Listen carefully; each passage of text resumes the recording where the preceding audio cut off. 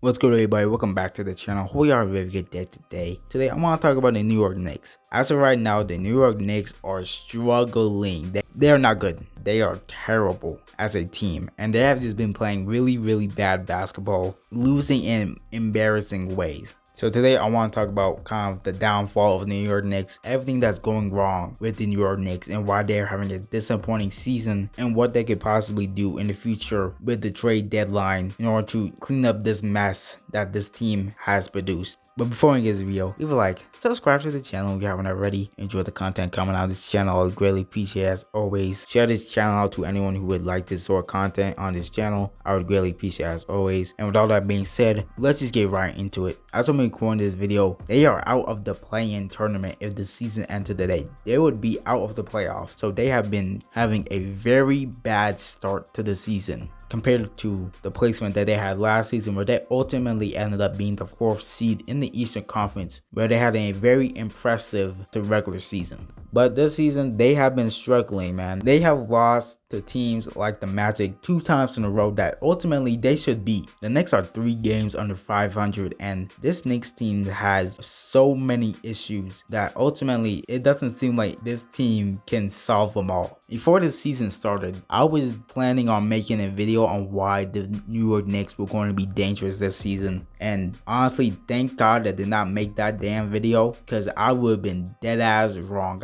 I would have looked like a damn idiot. Obviously, the first problem that they have is with this whole Kemba Walker situation. Obviously, during the offseason, Kemba Walker, he gets bought out by the OKC Thunder, signs with the Knicks with at the time, seems to be a really good deal, about like $9 million, $8 million a year, and just giving him a chance, show what he can do. People thought that Kemba going to the Knicks would ultimately revive his career, and that he would be able to play some great basketball as a result for his hometown. It showed in the statistics. When his ass was on the court, this team was historically bad, both on the offensive and defensive end. On the defensive end, when he was on the court, the Knicks are the worst defensive team in the entire NBA. And also on the offensive end, they don't even play good offense when he was on the court. And when Kemba is off the court, the New York Knicks' defense is elite, and their offense also works as well. So second problem that this team has is that they just overall play bad basketball. Both their offense and their defense this season is just unreliable, because last season, although they had a shitty ass offense, and that was the main reason why they lost that series against the Hawks in the first round, their defense was elite, and that was the main reason that kept them to some of those games in the playoffs. And now this season, when you add Kemba Walker and a guy like Evan Fournier, who both are defensive liabilities, their defense is horrible this season. It's either mid to a low tier defense in the entire league. And I initially thought that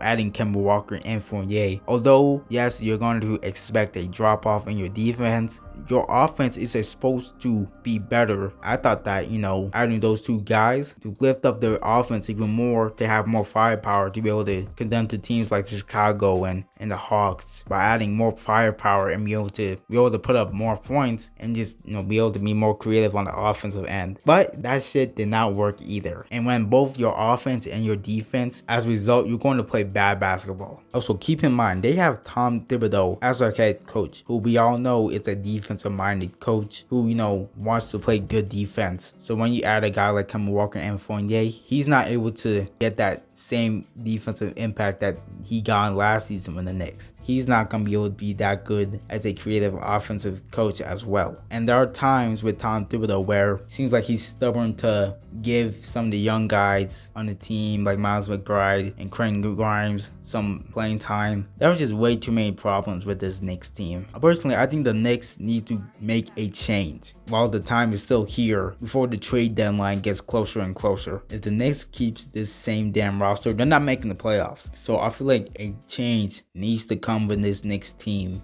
We want to just find some direction on what they're going to do this season, whether they're going to try to get to the playoffs, try to get to the play-in tournament, or just throw this season away. And personally, I think it's leaning towards sort of just trying to tank away the season, because they have a good foundation of young players. They have Obi Toppin, Emmanuel Quickly, Miles McBride, Quinn Grimes, RJ Barrett. They already have a good foundation of young players. Because let's just be honest, having Julius Randle as your number one guy, you're not getting nowhere. Julius Randle is not that guy. He has no damn right hand. Building a young team in the draft is the way to go. So that's it for the video. Hope y'all enjoyed it. Leave a like, subscribe to the channel, and if you haven't already, enjoy the content coming out of this channel. I would greatly appreciate it as always. And with all that being said, hope y'all have a good rest of your day, and I'm out. Peace out, y'all.